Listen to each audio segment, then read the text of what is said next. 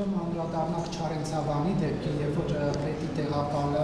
այլ ծառայողների հետ ծեծի էր ենթարկել Արցախից բռնի տեղահանված անձնանշան հիշում արու էր այդ հայանունի շնորհիվ կա։ Այն պաստաբանի եղբորը ճար։ Դեպքի մասով ահազանգը կար, ահազանգի հետ կապված մենք ունեցել ենք հարուցված ծառայողական քննություն, հաշվի առնելով հատկանիշների առերևույթ հատկանիշների առկայությունը, դրանք փոխանցվել են գլխավոր դատախազությանը, այս պայծրությամբ արդեն դատախազության եւ քննչական մարմինների տիրույթում է հարցը, երբ որ հանգուցալուծումը լինի կվերադառնանք ծառայողական քննության։ Նախարար Չարենցավանով մի բան է, ես վերջերս առիթ եղավ գրեցի մի քանի անգամ, նաև նկներով ճշտեցի որոշ բաներ, որ տելեգրամյան հարթակներում ոչ միայն Չարենցավան, նաև հանրապետության այլ համայնքներում, բայց վերջին օրերին Չարենցավանում է ակտիվացել, տելեգրամյան հարթակներով կեղծ մեր լուսանկարներ են տարածում կանանց եւ դրանով շանտաժ են անում եւ գումար շորթում։ Ես կոնկրետ Չարենցավանից գիտեմ քանի քաղաքացիներ եւի 10-ից ավել կամ Ինչքան տրվել է շանտաժին եւ գումարն են փոխանցել։ Ոստիկանությունը ինչ-որ անձանց ձեռնարկալել էր, բայց հետո բաց են թողել։ Այս խնդիրը վերաբերյալ ինչ կասեք, թե այդ թմրանյութերի տարածման մասով լուրջ խնդիր կա, որը դեմը իրավապահ մակարդակը կարող համարնել եւ թե այդ շանտաժը ցելեկանում։ Իրականում թե շանտաժի առումով, թե թմրամիջոցների ԱՊՆ-ի շրջանառության առումով ես պիտի նշեմ, որ գնալով որոշակի նուրբ շերտեր են բացում նաև տարբեր առումներով, հանցանք կատարած անձանց դեպքում վարքագիծը եւս փոփոխության է ենթարկվում որոշակի, որովհետև գնալով վիրտուալ տիրույթում են, հիմնականում իրականացվում այսպիսի հանցանքները եւ երբ որ կիրառվում է օրինակ տելեգրամյան ալիքները կամ այլ հնարավորությունները application-ների տրամաբանության մեջ, դրանք ավելի բարդացնում են իրավապահ համակարգի աշխատանքը, որովհետև հիմնականում գործ են ունենում արդեն նաև միջազգային գործակցության շրջանակներում հարցի անդրադարձի հետ, որտեղ որ շատ հաջող, այսպես ասեմ, փորձեր չեն ունենում բոլոր դեպքերի մասով։ Իհարկե կան դեպքեր, երբ որ միջազգային գործընկերությունը շատ լավ ստացվում է, բայց այստեղ դեռ դաշտ ունենք աշխատանքի, որպեսզի կարողանանք ավելի ընդլայնել մեր գործիքակազմը, բայց իրականում խնդիրը կա, այստեղ նաև կարողությունների խնդիր որոշակի առումով ունենք, սրան զուգահեռ այս խնդիրների, այո, թե տեխնիկական եւ թե նաև գիտելիքների։ Բռնել եք,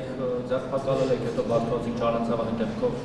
դրա մասին ինչ մանրամասն կասեք, ովքեր էին, ինչու բռնեցիք, ինչու բացվեցիք հետո, թե դուք չեք բացվել քննչականն է բացվել։ Դե քանի որ քրեական վարույթ կա նախաձեռնված, ձերբակալման որոշումը արդեն քննիչի կողմից է տրամադրվել, հետագայում արդեն ենթադրաբար բավարար հիմքեր չեն եղել շարունակելու process-ը եւ տանելու օրինակ խափանան միջոցի վրա։ Մամուլով բարձրացված է աղմուկից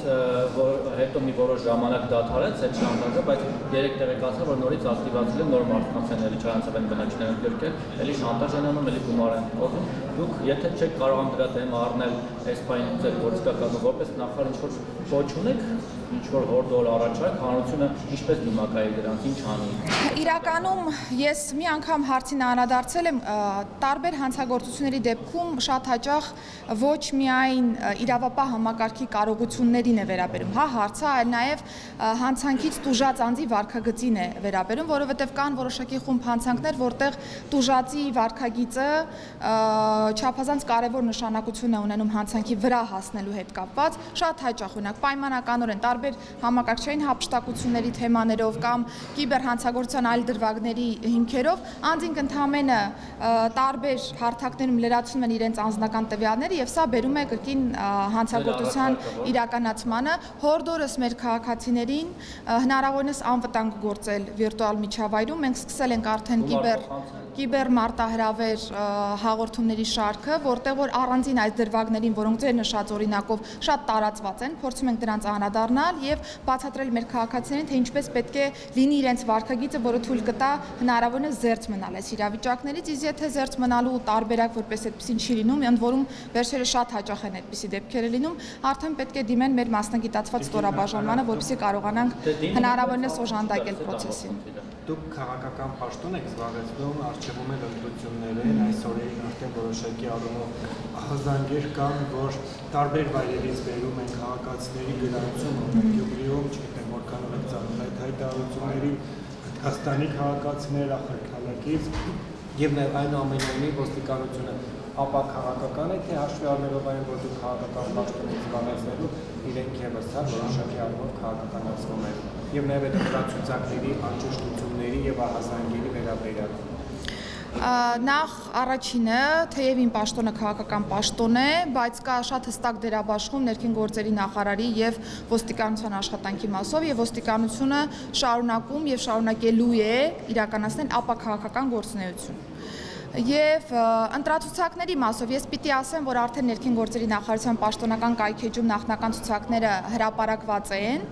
եւ այս նախընտրական ցուցակների մասով, որպեսզի կարողանայինք հստակեցնել, հասկանալու կա օրինակ անճշտություններ տվյալներում, կան օրինակ մահացածներ, որոնք դեռևս շարունակում են մնալ ցուցակներում, համայնքային ոստիկանության օժանդակությամբ միգրացիա եւ քաղաքացիական ծառայությունը վերջնականացրել է այս ցուցակները եւ արդեն դրանք հանրային տիրույթում հասանելի տվյալներ են եւ ընդհանրապես եթե մեր քաղաքացիները նկատեն տվյալների հետ կապված որոշակի անճշտություններ կամ լրացուցիչ ցուցակներ գրավելու հետ կապված հարցեր առաջանան, բնականաբար ըստ ընտրական օրենսգրքի այս կանոնները աշխատում են, խնդիր չկա։